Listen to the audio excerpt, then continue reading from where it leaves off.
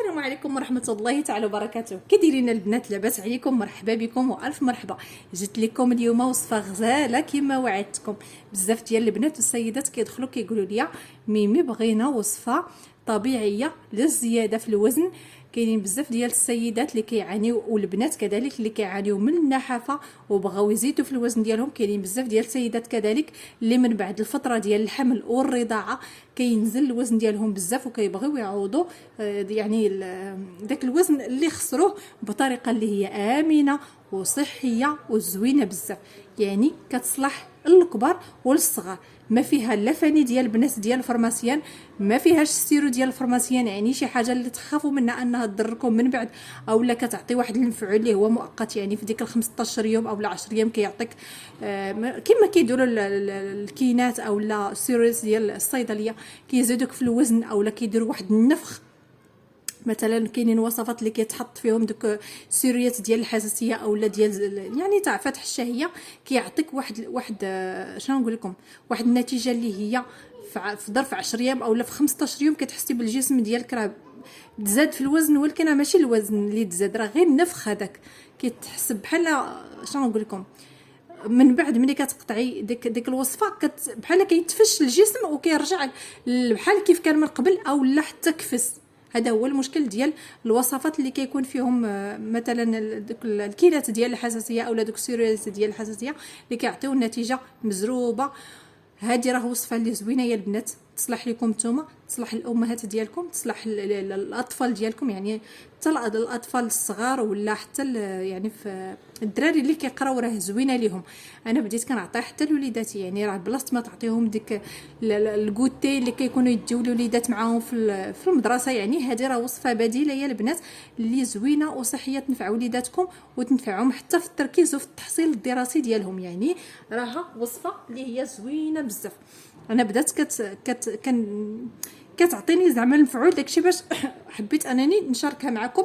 كيف ما كلهم الفيديوهات ديالي اي حاجه كتعطيني النتيجه اولا كنشوفها عند صاحبتي عطاتها النتيجه اولا شي وحده اللي مقربه وثيقه، يعني كنعرف بلي راه الحاجه اللي عطاتني راه زوينه، كنبغي نشاركها معكم. واليوم راه غادي نشارك معكم هذه الوصفه هذه. نتمنى تشوفوا الفيديو حتى الاخر باش تتبعوا الوصفه تكون يعني ما تضيعوش شي هذا شي شنو نقول لكم الطريقه ديال الاستعمال ولا المقادير ولا هذا. سمعوا النصائح حتى الاخر باش تاخذوا المعلومه كامله يا البنات. ما تنساوليش من لايك للفيديو يا البنات واشتراك في القناه. بالنسبه للبنات جداد كنقول لهم مرحبا بكم والف مرحبا.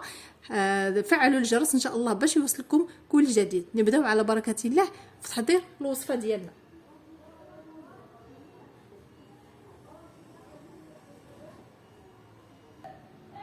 على بركه الله نبداو الوصفه ديالنا. كما كتشوفوا اول عنصر واهم عنصر اللي كتشوفوا قدامكم هو التمر، اي نوع ديال التمر.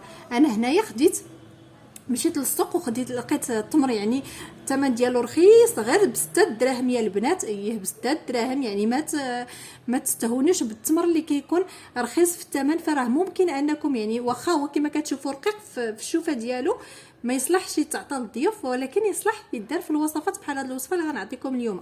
هذا كي قلت لكم خديته غير ب6 دراهم. تصوروا البنات شحال من كيلو خديت فيه 20 كيلو. 20 كيلو يا البنات باش ديري واحد المده، لانه ما كيكونش متوفر هذا النوع بزاف.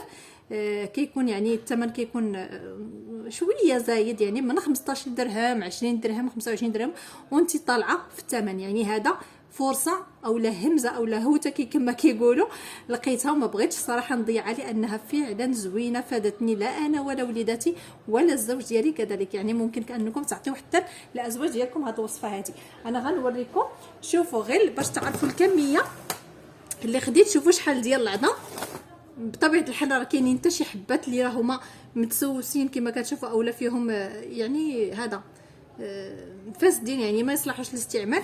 فشوفوا شحال ديال العظام اللي خرجت ليا هذيك الكميه نتاع 20 كيلو يا البنات ديال التمر. ما شاء الله، يعني راه كميه كبيره. واخا هادشي اللي كتشوفوا انا دابا غادي ناخذ هاد العظام هادو يعني باش كمعلومه، هاد العظام ما غاديش نلوحهم، غناخذ العظام اللي هما نقيين وغادي نصاوب منهم القهوه ديال التمر اللي هي زوينه بزاف، وغنوريكم الطريقه ونعطيكم معلومه زوينه ليها راه كتنفع للسيدات خصوصا يا البنات.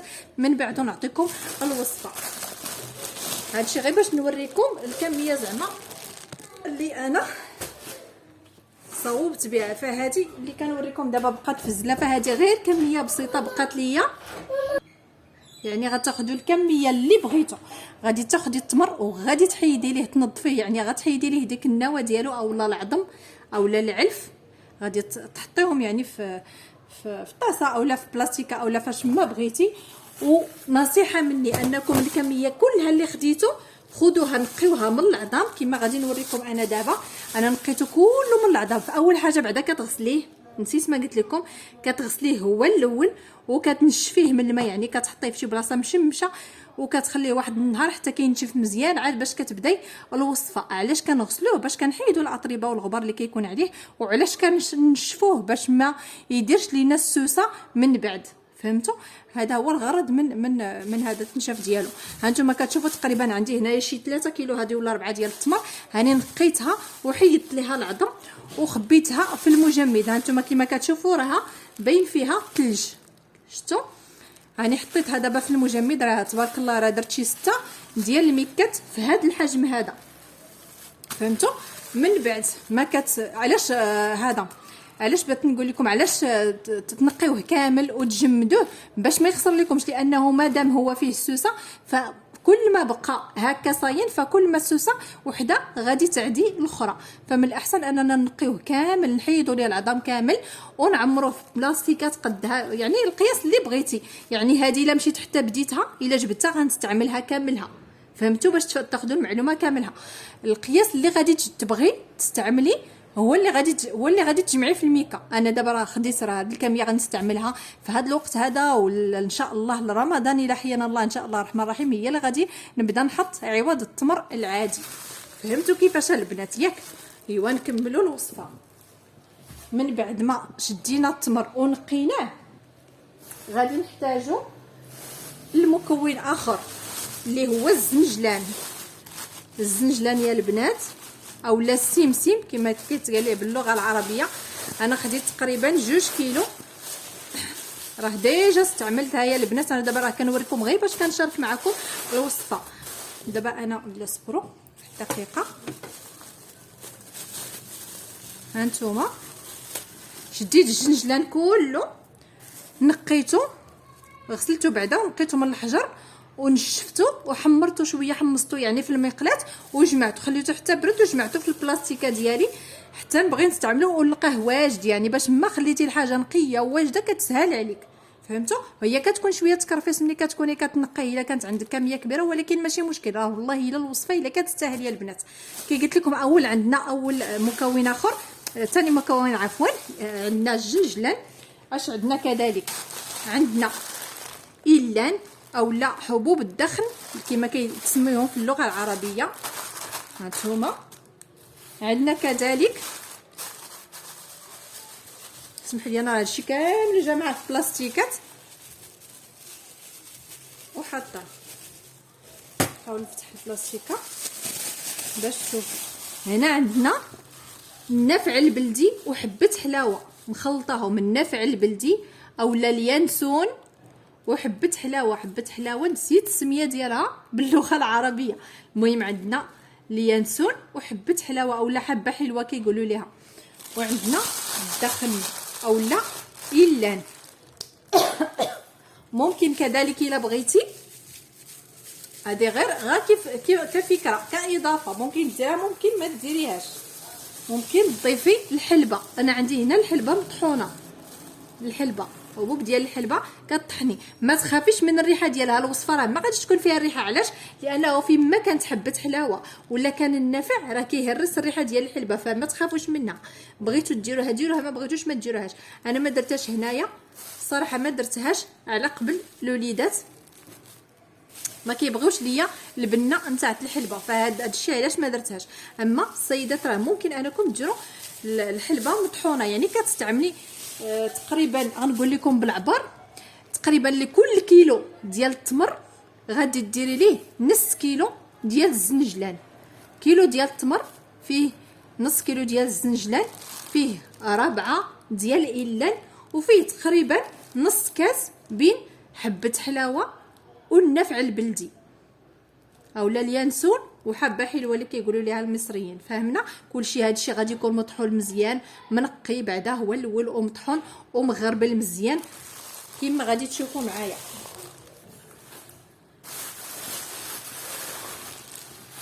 ها نتوما البنات، ها نتوما شوف، ها إلان ديتو نقيتو وطحنتو عند العطار، ما طحنتوش في الماكينه ديالي. علاش ما طحنتوش في الدار؟ لانه كيبقى تقريبا الربع ديالو كتضيعي فيه، كيبقاو حبات اللي هما حارشين ما كيبغيوش يطحنوا. اللهم كتديه لعند العطار كيطحنوا لك كيردوا لك كله بودره، يعني ما كتضيعي حتى غرام، كله كيرجع لك غبره. ملي كتجيبيه سميتو يا اما كتحمريه عاد كتديه طحنيه، يا اما كطحنيه وكتجيبيه كتحمريه في الدار. فهمتوا؟ هذه كتستعمليه. ها نتوما عندكم هنايا إلان، وهنايا حبة حلاوة مع النفع البلدي، حبة حلاوة مع النفع البلدي. هنا راه كان عندي نص كيلو، ولكن حيت انا استعملت واحد الكميه كي قلت لكم كبيره وعمرتها عمرت بواطه عطيتها للزوج ديالي حتى عنده في السياره اولا في الطوموبيل، كل مره كياخذ حبه هكا الا تعطل على الغداء اولا جاه الجوع ولا هذا، فكي كديرها سبحان الله العظيم في فمك، هذيك الكره كديرها في فمك كتحسي بجوفك يعني تقوت اولا الجسم ديالك تغدى، يعني ما كتبقاش محتاجه مازال كيبقى فيك الجوع اولا هذا، وكتكوني عارفه شنو كليتي، حاجه اللي هي كتصحح نيت من الداخل كما كيقولوا على الصح والمعقول. فهمتوا؟ فهنا بقات عندي غير كميه اللي غادي تصلح ليا تقريبا 2 كيلو ديال التمر، يعني تقريبا غتصلح ليا النص نتاع ديك الميكا اللي وريتكم. هنايا الدخن، حبوب الدخن اولا الا مطحون ياك، وهنايا النفع البلدي مع حبه حلاوه. بغيتوا تضيفوا الحلبه كي قلت لكم، ما بغيتوش ما تضيفوهاش. من بعد غادي تشدوا هذاك التمر اللي شدوته نقيتوه كامل، غنضيفوا ليه هادشي كامل اللي قلت لكم. ها هما عندي هنا خلطته وجدته، بقات عندي هذه الكميه هذه في الثلاجه وجبتها وريتها لكم.